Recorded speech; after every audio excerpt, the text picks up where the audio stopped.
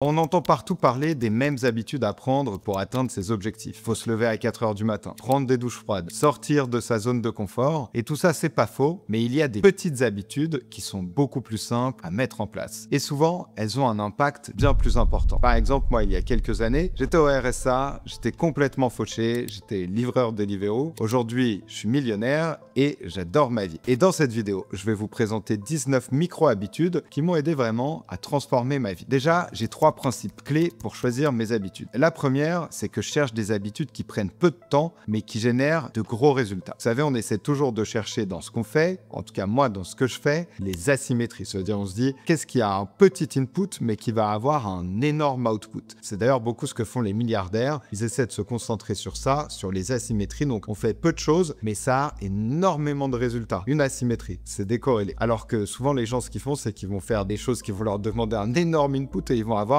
un tout petit output. La deuxième chose, c'est que pour qu'une habitude elle dure dans le temps, il faut qu'elle soit agréable. Parce que si vous faites quelque chose que vous aimez pas, à un moment c'est sûr que vous allez arrêter. Et par exemple moi, mais je vais vous en parler plus tard dans la vidéo, je fais 10 minutes de sport tous les jours avec mon coach, qui je pense un des meilleurs coachs du monde, qui a coaché Kanye West, qui le coach même régulièrement, qui a peut-être bientôt coaché Mark Zuckerberg et même Elon Musk. Donc pour vous dire à quel point il est fort, c'est quelqu'un qui a beaucoup de sagesse, qui a 70 ans. Et je lui disais, mais pourquoi est-ce que tes séances elles durent que 10 minutes? Il me dit, parce que tu sais, je sais très bien que les gens, ils aiment pas s'entraîner en fait. C'est rare les gens qui aiment aller à la salle, qui aiment faire de la musculation, alors que c'est important d'être bien dans son corps. Donc il avait besoin de trouver une durée qui fait que les gens, ils peuvent le faire, quoi qu'il arrive. Et il me dit, tout le monde peut réussir à trouver au moins 7 minutes, parce que je dis 10 minutes, des fois ça dure un peu plus, mais la majorité, ça dure un peu moins. Et c'est comme ça en fait qu'il a des clients avec qui il travaille depuis des décennies. Franchement, c'est pas une blague. Il y a des personnes qui coachent encore aujourd'hui, qui ont 90 ans. Il a commencé à les coacher à 50 ans. Ça fait 40 ans qu'il les coach. Et il me dit, c'est trop marrant, des fois, il me dit qu'il a vu passer 4-5 femmes différentes chez cette personne, mais que lui, le coach, il est toujours resté. Donc, on va essayer de faire en sorte de trouver des habitudes, justement, qui puissent durer dans le temps. Et la troisième chose aussi, et ça, c'est quelque chose que j'adore, vous savez, c'est le principe de less is more. Et donc, plutôt que d'essayer de rajouter des habitudes, on va d'abord essayer d'enlever des mauvaises choses. Le plus important, c'est pas d'essayer de faire plus, c'est toujours essayer de faire moins. Encore une fois, les entrepreneurs, les personnes que je vois qui réussissent le mieux, c'est ce qu'elles arrivent à faire. Parce que les habitudes, moi, ce que je trouve aussi, c'est que c'est un petit peu comme des béquilles. On en a besoin au début, mais le but, c'est qu'on puisse fonctionner sans elles dans un deuxième temps. Et attention, parce que les habitudes, ça peut être un petit peu trompeur. Selon moi, il y a des habitudes qui servent à rien et qui vont juste vous faire perdre du temps. Donc, restez bien jusqu'à la fin, parce que je vais vous donner ma technique pour ne pas vous faire avoir justement par ces habitudes inutiles. La première habitude, c'est de commencer la journée par quelque chose qui vous fait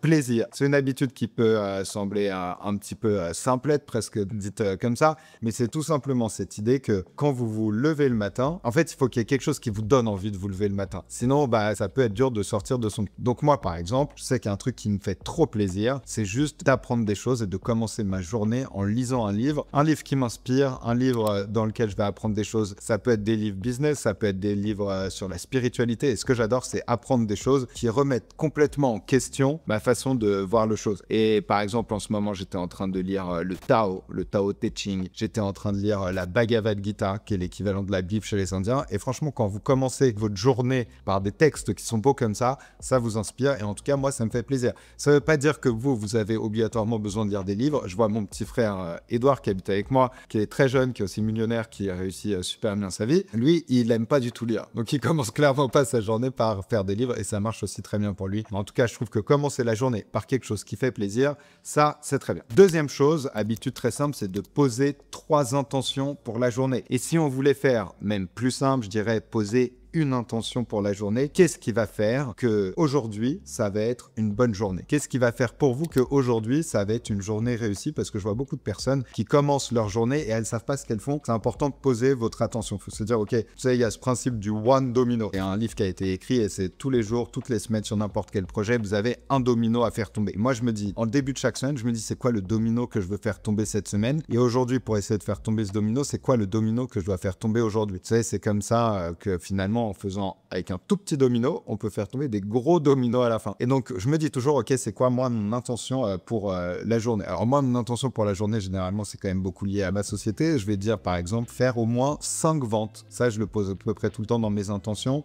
Et après, en fonction de vos objectifs. Habitude numéro 3, c'est dire 3 choses pour lesquelles on est reconnaissant chaque matin. Alors là, je vous invite plutôt vraiment à en mettre 3 qu'une. C'est un super exercice à prendre en main. Ça va nous connecter avec des niveaux de conscience, des niveaux d'énergie qui sont plus élevés, parce que la gratitude, c'est un niveau de conscience qui est extrêmement haut. Et moi, je me souviens quand j'étais à 0, quand j'étais vraiment fauché au RSA, livreur Deliveroo, c'est quelque chose que je faisais beaucoup. Et je me souviens même qu'à un moment, j'avais lu un livre. Alors, c'était un livre un peu perché. Je sais pas si vous avez vu le film The Secret, Le Secret. Et en fait, il y a une suite à ce livre-là et à ce film qui s'appelle The Magic. Et en fait, c'était recommandé par quelqu'un que j'étais allé voir qui faisait de la kinésiologie. Et elle m'a dit, tu as lis The Magic, ton monde est à faire comme ça après. Du coup, moi, j'ai envie que mon monde, il tourne comme ça aussi. En fait, The Magic, c'est beaucoup centré autour de ça, de la gratitude. Et donc, en fait, pendant 30 jours, c'est un défi où vous commencez par 5 affirmations pour lesquelles vous avez beaucoup de gratitude. Et en fait, tous les jours, vous recommencez au début. Et donc, à la fin des 30 jours, pendant 30 minutes, vous passez votre temps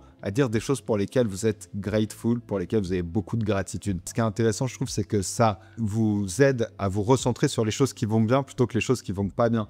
Par exemple, moi, une habitude que j'avais prise, c'est quand vous entendez passer une ambulance dans la rue, le réflexe à avoir, c'est se dire « Oh, moi, j'ai pas besoin d'ambulance, je suis en bonne santé, donc je suis grateful pour ça. » Donc, posez 3 choses pour lesquelles on est reconnaissant chaque matin. Moi, ça m'a énormément aidé et je dirais que la principale raison pour laquelle ça m'a énormément aidé, c'est que ça va vous connecter avec des niveaux de conscience et des niveaux d'énergie qui sont très élevés. Habitude numéro 4, c'est la méditation. Alors, la méditation, moi, ce que j'aime bien, c'est que je me dis, ça doit sûrement être vrai parce que j'ai l'impression que ça fait des millénaires et que dans toutes les religions et dans tout ce que vous voulez, la méditation, ça revient tout le temps. Et avant, dans les années 70, c'était un peu gourou et maintenant, il y a quand même de plus en plus d'études scientifiques qui montrent que c'est bon pour la santé mentale. Donc, la méditation, il y a des moments où je le faisais vachement bien, des moments où je le faisais beaucoup moins bien.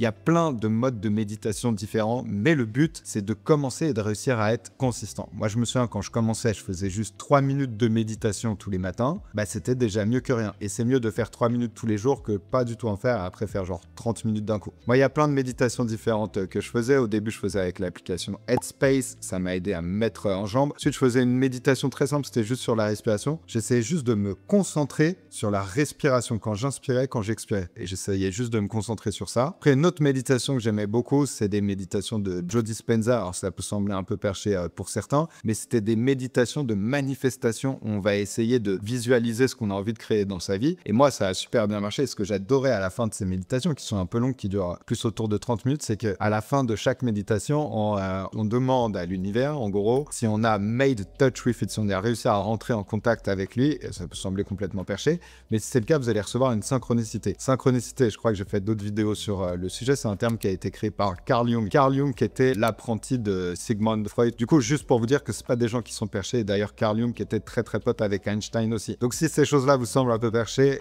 il y a plein de grands scientifiques, de grands chercheurs qui étaient à fond là-dedans. Et donc j'essayais de déclencher des synchronicités dans ma vie et ça a super bien marché. Ça m'a beaucoup aidé à savoir dans quelle direction aller. Donc la méditation, en ce moment, je fais des méditations. J'essaie de méditer 2 fois par jour, 2 fois 20 minutes, une fois le matin, une fois le soir. Et c'est des méditations sympas où en fait, j'écoute des musiques, c'est des musiques un petit peu indiennes avec des sons sympas, font que je ressens de la paix. Ça, c'est l'émotion à aller chercher. En fait, je fais un exercice qu'une de mes coachs m'a donné, c'est que j'essaie vraiment de me centrer à fond sur la musique. Et en fait, j'ai mon iPhone et du coup, dès que je sens que mes pensées s'éloignent, je fais un stop, en gros, pour voir combien de temps j'arrive à tenir sans que je sois dérangé par mes pensées. Donc en fait, le but du jeu, c'est d'essayer de durer le plus longtemps possible. Moi, au début, j'arrivais à durer 30 secondes. En ce moment, j'arrive à durer autour de 3 minutes et le but, c'est en fait de travailler votre présence. C'est pour ça que c'est important. La méditation, en tout cas, ce qui est à peu près sûr, c'est que c'est très rare. Enfin, moi, j'avais pas trop rencontré des personnes qui vous disent qu'ils méditent et que leur vie, elle est moins bien qu'avant. Toutes les personnes qui méditent depuis assez longtemps, depuis plusieurs mois, plusieurs semaines, toutes vous disent, ah, j'ai l'impression quand même que évidemment ça m'aide, mon esprit esprits les plus calmes,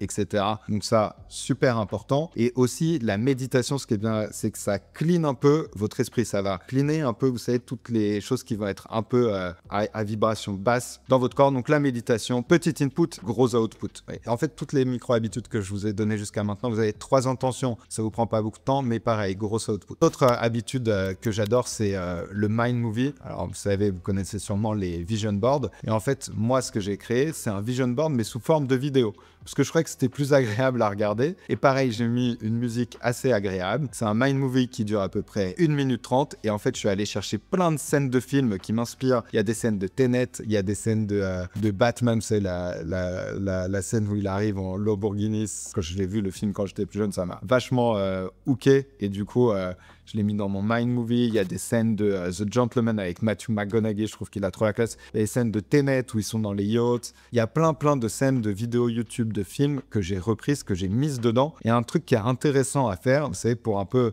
Votre esprit, c'est pas faire la différence, en tout cas de ce que j'ai compris, entre ce qui est arrivé et ce qui est pas arrivé dans la réalité, si vous arrivez vraiment à l'imaginer dans votre esprit. Et donc en fait, dans ce mind movie, j'ai mixé des scènes de films, après avec des scènes où c'est moi qu'on voit vraiment. Et pour vous dire à quel point c'est puissant, ça je le mets à jour à peu près tous les ans et je réussis à créer presque dans ma vie à peu près tout ce que je veux. Tout ce que j'ai mis sur mon mind movie, je sais pas, il y a 4-5 ans, et ben j'ai presque tout réussi à faire. En fait, quand vous essayez de faire cette technique de manifestation, un peu, c'est juste qu'il faut accepter parfois que ça peut prendre du temps que ça se manifeste dans la réalité. Il y a des choses, vous savez, je l'envoie dans l'univers, un peu on envoie l'intention et ça me revient, mais peut-être, genre il y a des trucs, ça m'est revenu 2 ans plus tard. Après, normal, des fois, c'était des choses qui étaient quand même des big shots, des gros objectifs. Mais en tout cas, ça marche bien. Habitude numéro 6, les affirmations. Pareil, alors j'ai beaucoup d'affirmations. Quand vous créez vos affirmations, ce qui est important, c'est que ça résonne avec votre corps et votre cœur. Et du coup, quand vous les dites, vous essayez de choper une intention qui est élevée, parce que le plus important, c'est pas ce que vous allez vous dire, mais c'est l'émotion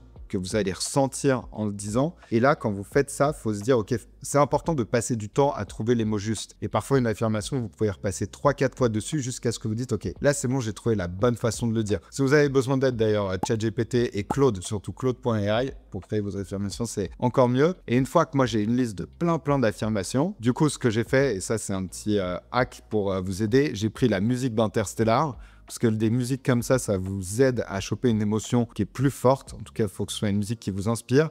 J'ai recordé avec mon iPhone toutes les affirmations. Donc, genre, moi, le truc, c'est que j'en ai vraiment beaucoup. J'en ai peut-être 150. Et du coup, je les ai recordées, je les ai montées dans iMovie, j'ai accéléré un petit peu ma voix. Genre, j'ai mis en 1,3, 1,4 jusqu'à ce que ce soit encore audible. J'ai mis la musique d'Interstellar et donc tous les jours, j'écoute cette vidéo et du coup, en fait, ça me prend que 6-7 minutes et ça a le même effet que si on les lisait soi-même. Donc, les affirmations, c'est très important. Habitude numéro 7, alors celle-ci, c'est vraiment très personnel, mais tous les soirs, je fais un tour en trottinette de 30 minutes et c'est un des moments préférés de ma journée. Vous savez, je prends une trottinette électrique et je fais un tour et je sais pas pourquoi, mais ça libère mon esprit. Des fois, j'écoute une vidéo YouTube qui m'inspire. Je sais qu'il y a plein de grands génie. Alors, je dis pas du tout que moi, je suis un génie. Et vous savez, quand Einstein, je crois, il faisait ça, il faisait des tours. D'ailleurs, on le voit dans le film Oppenheimer, Einstein, à un moment, et je crois sur, je sais plus dans quelle université c'était ou exactement à quel endroit, mais il faisait des tours de ce petit lac. Je sais que Kant, vous savez, Kant, c'est quand même donc, le philosophe allemand, quelqu'un qui a vécu toute sa vie dans le même village ou dans la même ville, je sais plus exactement quelle taille c'était,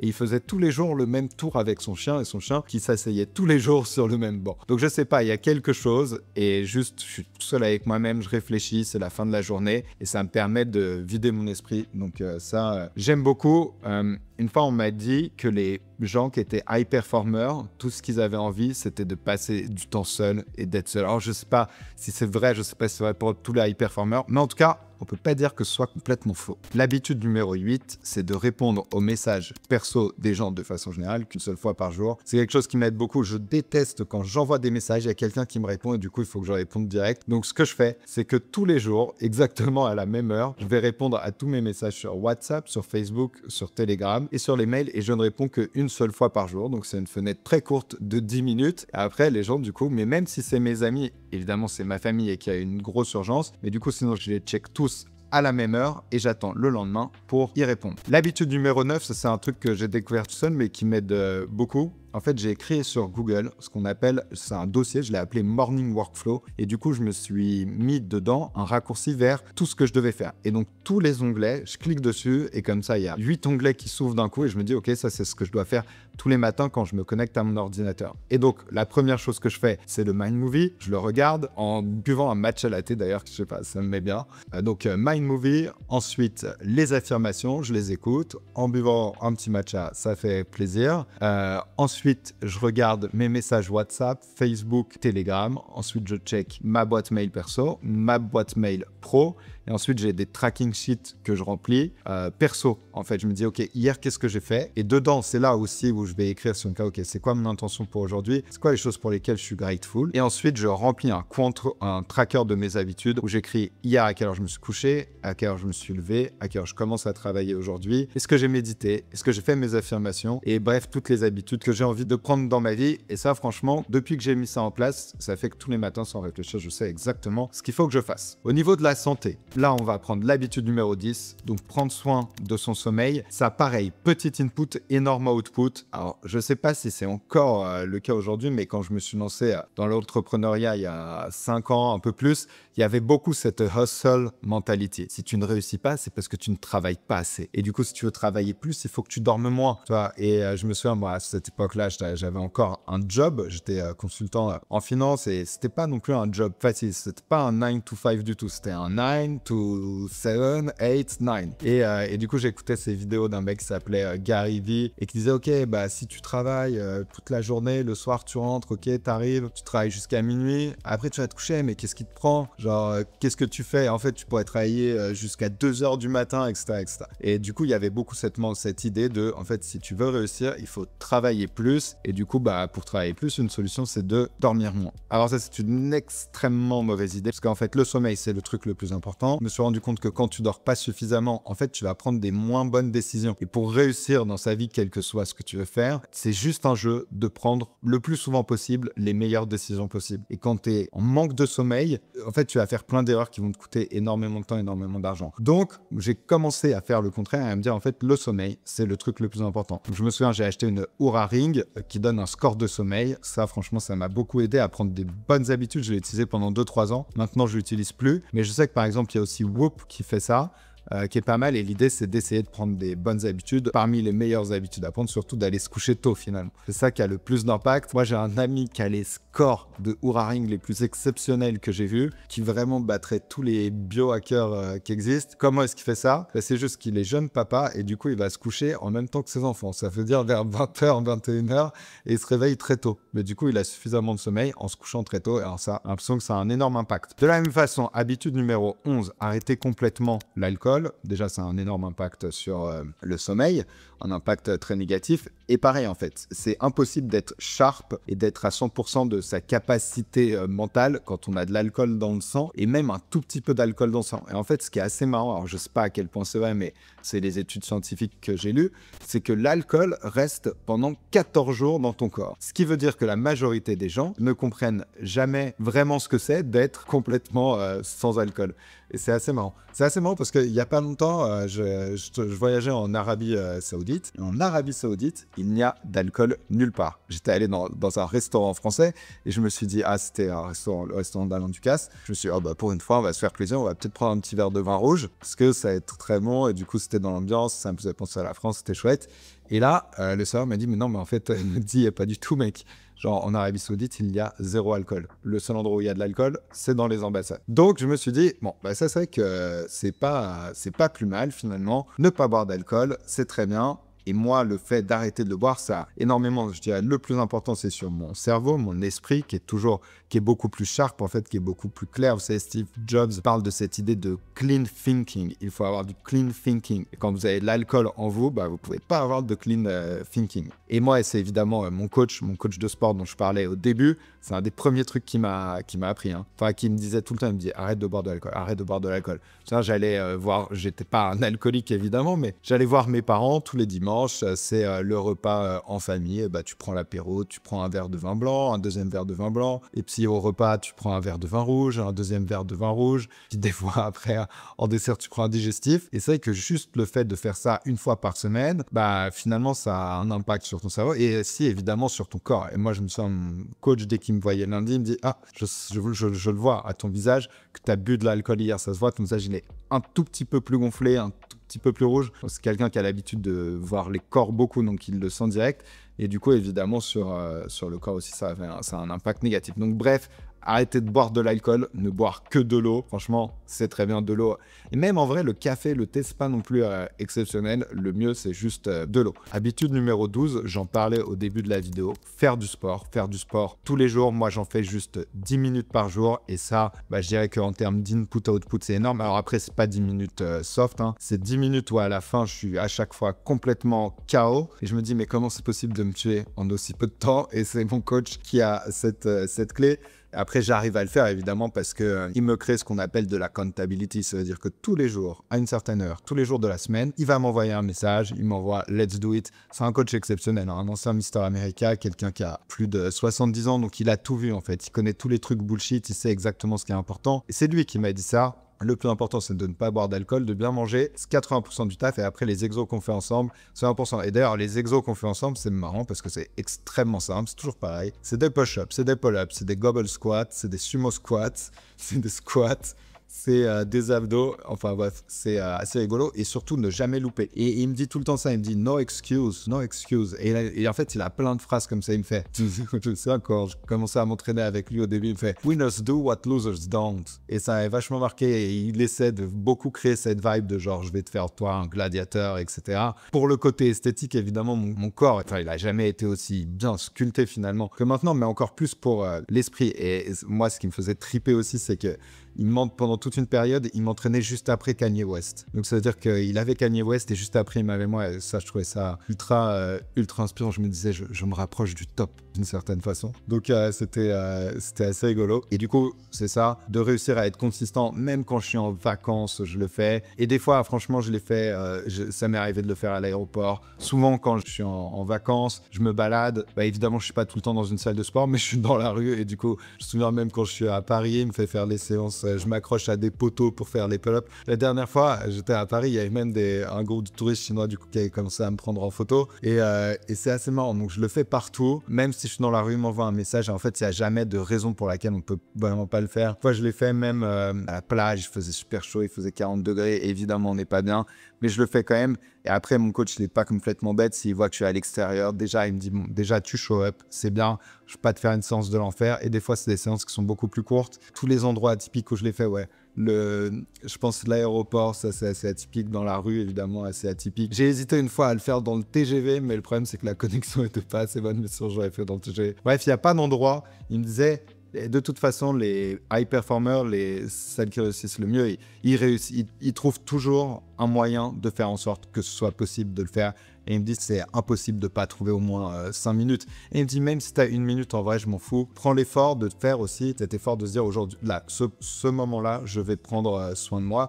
Puis il crée de la accountability parce que tous les jours, il va me dire, OK, qu'est-ce que tu as mangé hier? Qu'est-ce que tu as mangé aujourd'hui? Pour vous dire à quel point ce coach, il est ouf, c'est que, bon, bah, moi, ça fait 4-5 ans que je m'entraîne avec lui. Du coup, il entraîne aussi mon petit frère. On a donné son contact à beaucoup d'amis entrepreneurs. Et pareil, ceux qui ont commencé avec lui, c'était parfois des années, ils n'ont jamais lâché. Et c'est extrêmement rare d'avoir des coachs qui arrivent à faire ça ou vous restez avec eux pour toujours finalement. Franchement, le seul truc qui me fait peur, moi, qui me rend triste, c'est que je me dis à un moment, il va mourir. C'est sûr qu'il va mourir avant moi. Je fais, mais comment je vais faire quand il sera plus là? Bon, bref, vous avez compris, j'ai une relation très spéciale avec ce coach, mais il m'a appris énormément de choses. Habitude numéro 13, bien manger. Et encore une fois, bah, c'est ce que je disais juste avant. Alors, quand je dis ça, les gens, ils pensent que je dis n'importe quoi et je vous vois déjà arriver dans les commentaires YouTube. Mais ce qu'il faut savoir sur l'alimentation et la nutrition, c'est un truc que j'ai vraiment pensé beaucoup. Parce qu'à un moment, j'étais à fond dans les marathons, les ultra-trails. Vous savez, j'ai fait des courses déjà quelques marathons, des courses de 100 km,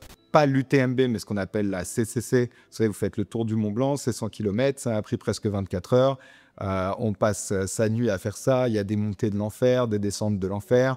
On traverse 3 pays et j'ai mis pas loin de 24 heures sur ça. Du coup, j'avais cette période où j'aimais beaucoup repousser mes limites et du coup, je m'étais mis vraiment à fond dans la nutrition et du coup, j'étais vraiment le type de mec qui à la fin, mais je prenais 20 suppléments par jour. Je les faisais venir des États-Unis, ça me coûtait une blinde et surtout, j'avais genre comme si quelqu'un qui était malade finalement, j'avais 20 suppléments à prendre tous les jours. Je prenais des jus de céleri, des jus de concombre, des jus à en plus finir et j'ai commencé à travailler avec ce coach et vraiment il m'a dit alors Quentin, non en fait ça arrête tout ça, c'est extrêmement compliqué et ce n'est pas si utile que ça, à moins que tu veuilles vraiment devenir, je sais pas, un athlète de extrêmement haut niveau, mais que tu le veuilles ou non, en fait, t'es pas ça pour l'instant, tu vois, c'est pas ton objectif, toi, ton job, c'est d'être entrepreneur. Donc c'est vrai que c'était un petit peu ridicule et surtout, ça servait à rien et je me souviens, on me disait, bon, le plus important, c'est que tu manges 2 fois par jour, tu manges du poisson, tu manges de la viande et tu manges des légumes. Tu ne manges pas de pâtes, tu ne manges pas de riz, tu ne manges pas de carbs, tu ne manges pas de pain, tu manges juste ça.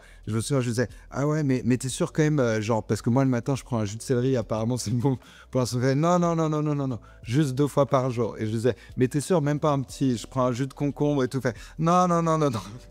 Et avec le recul, je me dis, mais il devait vraiment se dire, mais il est bête ou quoi? Qu'est-ce qu'il comprend pas? Je lui dis juste de manger 2 fois par jour et il a juste à faire ça. Et c'est ce que j'ai fait. Et finalement, ça a beaucoup simplifié ma vie et les résultats ont été bien meilleurs. Vous savez, vraiment pareil, à nouveau, cette idée de petit input, gros output. Maintenant, concernant la gestion financière. Donc, habitude numéro 14, moi qui m'a beaucoup aidé, programmer une notification SMS qui va vous envoyer donc un message à chaque fois que vous faites une dépense et ensuite qui vous donne le solde de votre compte. Au début, je trouvais ça super relou, mais ça vous aide à être plus conscient de ce que vous dépensez et surtout du solde de votre compte. C'est un tips que j'ai donné à beaucoup de personnes autour de moi et juste le fait de savoir exactement à combien est le solde de votre compte bancaire, ça aide énormément. Je me souviens quand j'étais plutôt pauvre ou complètement fauché, je me disais non mais tant que je ne regarde pas le solde de mon compte en banque, ça va en fait, je vis un peu dans l'illusion que peut-être ça va. Alors que finalement, même encore maintenant, vous savez, en fait, ce qui est marrant, c'est que quand on gagne beaucoup plus d'argent, bah, on a vite tendance à en dépenser beaucoup plus aussi. Alors, je suis pas un énorme spender, je vais pas dépenser des sommes astronomiques, bon, même si j'imagine que le Quentin d'il y a 5 ans, quand s'il voyait ce que je dépense maintenant, il disait, mec, t'es fou, quoi. Mais juste du coup, avoir le solde de son compte, ça, je trouve que c'est important. Et tous les matins, une notification qui vous dit, OK, le solde de votre compte en banque, il est de temps. Il y en a qui pensent que c'est anxiogène, mais en fait, si c'est anxiogène pour vous, c'est sûrement que vous gérez pas bien, vos dépenses et vos finances. Et du coup, la première chose à faire, c'est d'affronter la réalité. Habitude numéro 15, c'est lire beaucoup de livres. Moi, je dirais de façon générale, c'est apprendre des choses et essayer de mieux se comprendre et de mieux comprendre les autres.